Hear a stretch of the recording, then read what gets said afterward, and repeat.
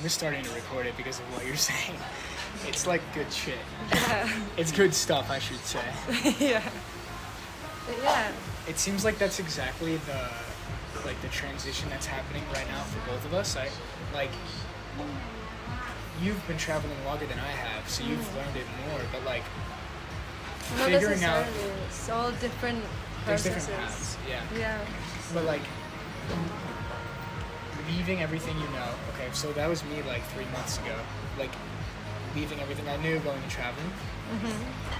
So much outside noise has been happening over the last 2 months. Like being at Atlas all the time. Like that was the biggest outside noise. As I see the Atlas Fire Jam poster over there. That's funny. That's funny.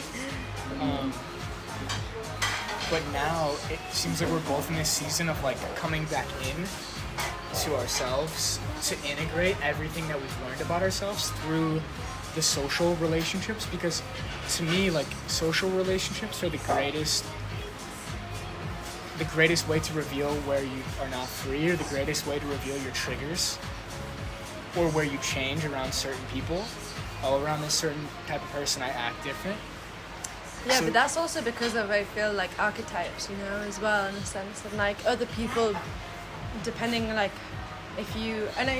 archetypes is a tricky one, because I don't really want to put people in, like, these certain types of boxes, but, like, using it as an example, like, someone fitting a certain archetype or characteristic that you still have within yourself, and you're just connecting with that human being on that level, but then another human being holds a different characteristic that is also within you. So it's just like there's so much that you can learn from humans, because it's like the idea of mirroring, you know? Yeah. And archetypes, I think, is just a way or a label to understand it even more. But it's still like, I don't feel like, with his studies, I think it's so interesting, or like other things, but I think it's still so much harder to actually explain the type of energy or forces that are in play. Yeah. You know? Yeah. Because it's like when you observe something, it changes. You know? Have you ever had that? Yes. Like when you observe particles, they change. Yes. And that's the same for your brain. Think about like how many subconscious patterns are running your life that you just have no idea because they're literally unconscious. Yeah. And then when you bring them to awareness, or when you bring them to light, then your reality changes. But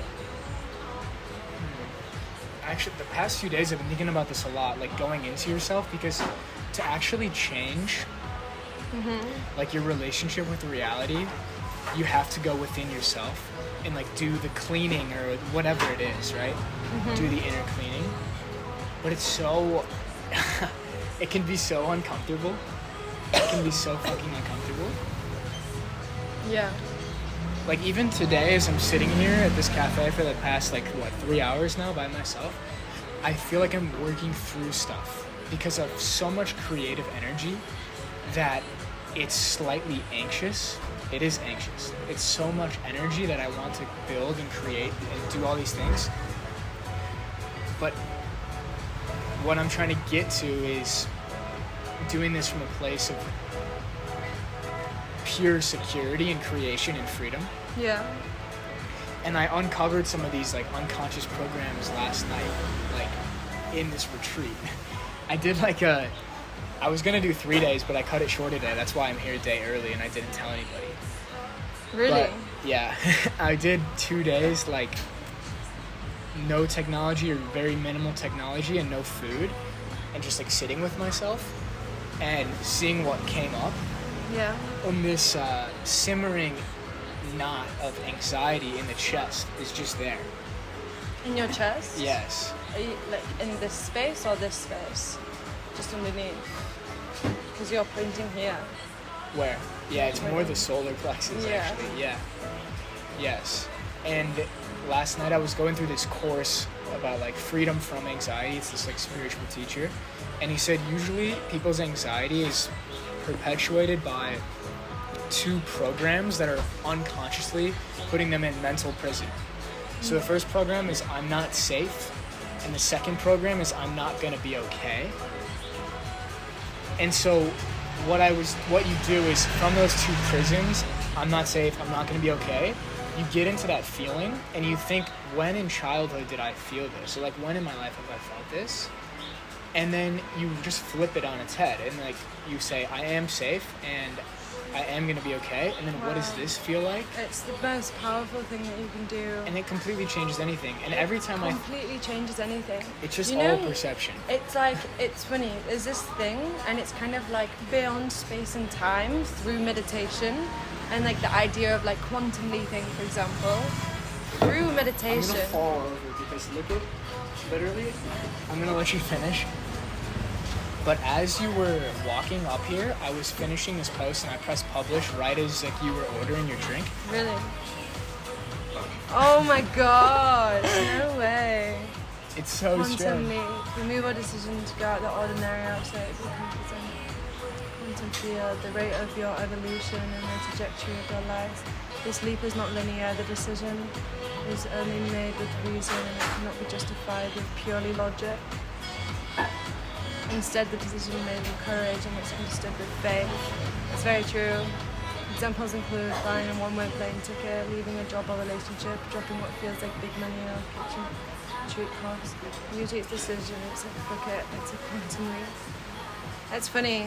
That's so yeah, wild. but like when you meditate, when you what? and When you what? Like I've been in a meditation before, or many times, and I send love to myself from when I was little, because at the end of the day, like it's like your inner child is still with you, that is still within you, that's still part of you, and there's at times when like it's like, or at times where things get difficult for me now, I'm always like, what does little Summer need?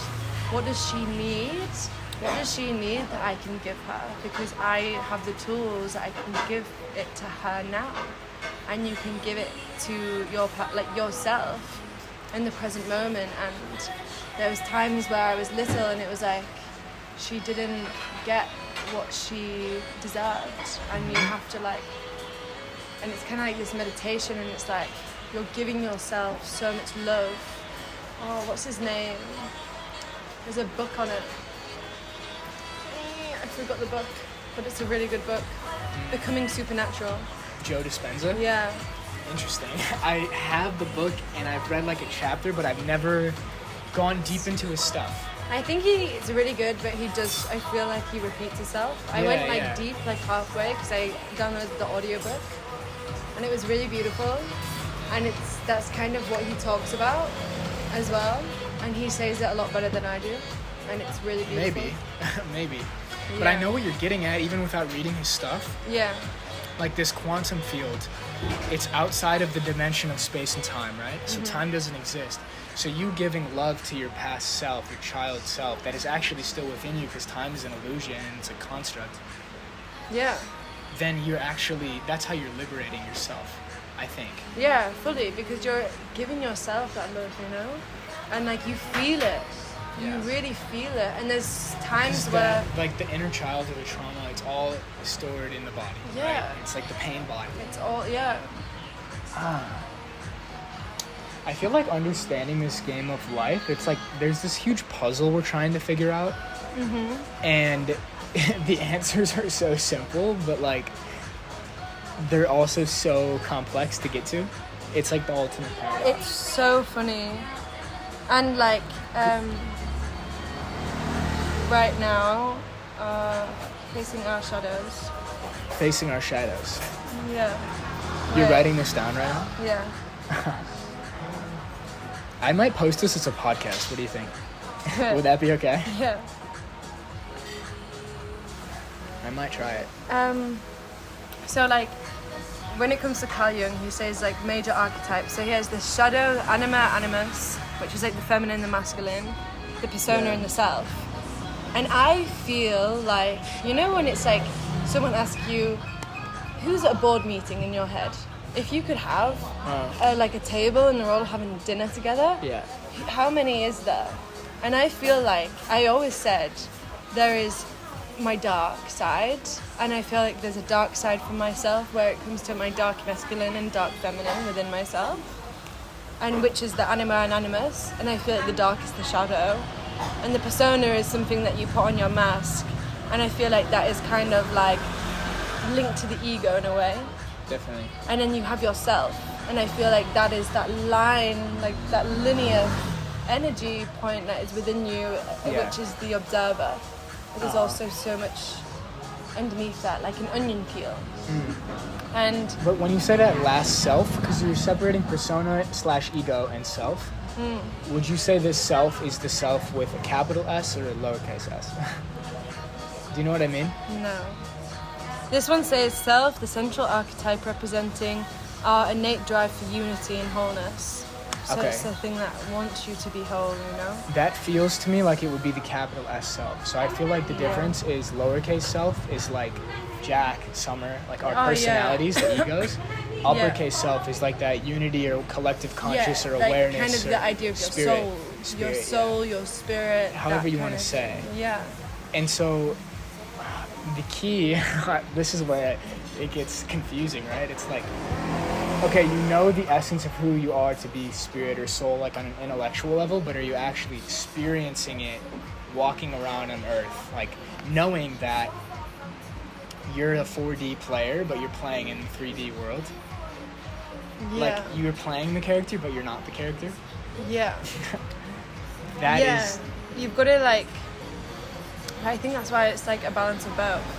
But it's funny because I feel like the shadow is like those unconscious aspects of ourselves we deny, reject, repress or reject. Facing our shadows leads to wholeness. And I think like what you see in other people is also a